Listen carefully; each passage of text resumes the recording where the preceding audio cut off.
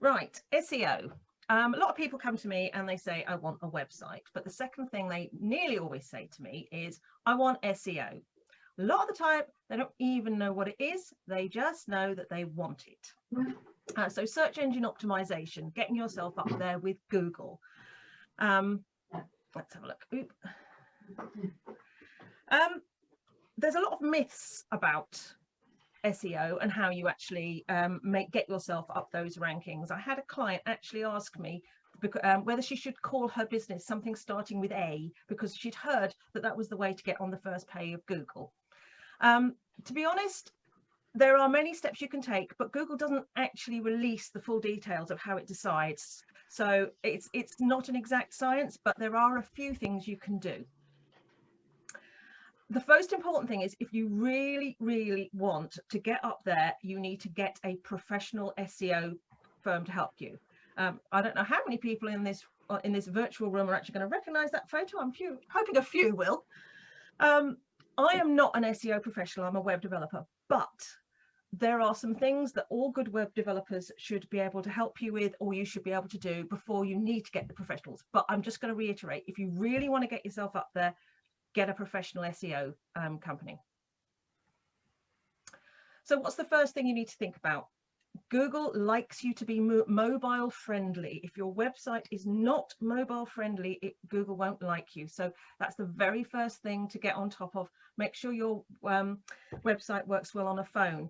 These days, you should be developing your website with a mobile view first. There are some exceptions to this. For example, if your client base is predominantly going to be sat at a laptop, you might think about that, but you need a mobile view and it needs to work well. You also need good content. And I was going to say, may I say clear, concise and compelling? But Stephen's not here, so I can't sort of get away with that one. But good quality, well-written content. The Goldilocks ideal, not too much, not too little, just right. And get rid of old content, those odd pages that you don't need anymore. Get rid of them, because it confuses Google. If it sees old content, doesn't know whether it's important or not. So keep your website fresh, up to date, good, interesting content. Now we're getting into the technical stuff.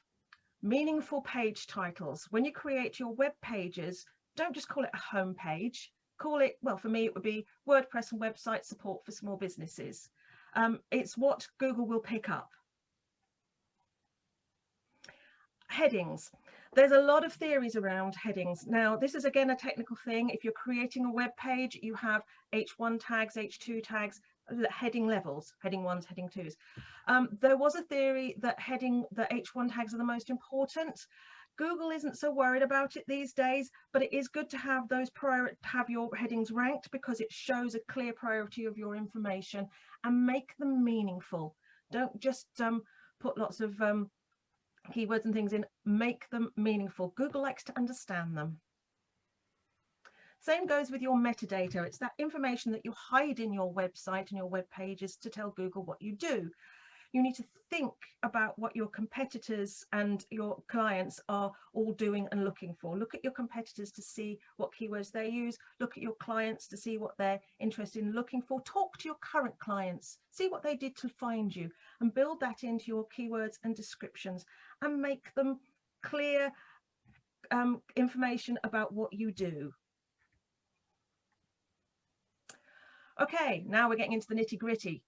Scale your images. Don't make your potential clients wait for your page to load. It's amazing how many people just take that lovely picture or photograph that their photographer has taken for them and drop it into a web page. An image that you use to print is a completely different size to an image that you need on a website. So scale your images appropriately. Your page will load faster and your potential clients will thank you, as will Google. And while we're looking at images, alt tags. An alt tag is something that you put on an image to tell what the world what it's about. Google likes alt tags, and so do people who are using screen readers. They like alt tags because they can't see a picture, and an alt tag will tell you what it's about. So use an alt tag to tell everybody who's looking at your web page what your page is, what your image is about. It's really good practice anyway, and it's good for your SEO. and watch those load times. Same as with the images. If your website is slow, you've got a bloated website with a slow WordPress theme, lots of plugins, it takes ages to load, you need to speed it up. Google does not like slow pages, and neither do your potential clients. A lot of this stuff that I'm saying is, if it winds up a potential client, it's going to wind up Google. You don't want to wind up either of them. Get your website sleek, clean, quick, fast loading. Don't let your page jump about. You know, those really irritating pages, they start to load, it's a really long page, and you hover over the link you want and you go to click, and then immediately an image up the further up loads up and it all drops down and you end up clicking on that annoying advert that you hadn't meant to click on. Again, Google does not like that. Your page should load cleanly without jumping all over the place. Then we get into the more tricky area, backlinks and authority. Google likes you to show that you have authority, and this means that somebody else is linking to you and they have authority. So if you can think about getting your website onto maybe for some directories or websites that are recognized in your field, then that gives you more authority. This is an area that really you start needing to talk to the SEO professionals about, but a few simple things is get your links out there on some good websites. Don't overdo the mega menus. This is an interesting one, because mega menus are those great big menus that have lots of information to click on. They're really good for avoiding your potential clients or people buying things having to dig down too far into your website. It's never good to make people click on 53 different pages to get where they want to go. But Google likes to know what's important to you and what's important to your potential clients. So mega menus can be an issue. And also, if you're going to have mega menus, keep it in the website page itself, which is what I'm saying by keep it in the HTML. Obviously, some very good websites use mega menus, and if you are Amazon and you can afford top-notch SEO consultants, then you won't have a problem with that. But it's just something to bear in mind. Don't overload your menus with loads of irrelevant stuff. If you haven't got masses of things and a mega menu is not going to benefit your business, keep your menus clear and full of important stuff. And thank you for listening. There we go. Right. Any questions? The question. Sarah, are alt tags different to image descriptions? Because I find on the website, I think like on WordPress as well, you can do both. Yes, they are different. You have two, because the description is for your benefit when you're looking for an image in WordPress, but the alt tag is what's actually displayed in the page itself. Gotcha. Thank Screen you. readers pick up. That's helpful, because I normally don't bother putting anything in the image description. I just do the alt tag. Yeah, and that's the most important one. Thank you. Excellent. Anything else for Sarah? Okay. Thank you. Oh, Emily? I just ask, I mean, a lot of the stuff you said is really useful, but in many ways it doesn't mean anything to me.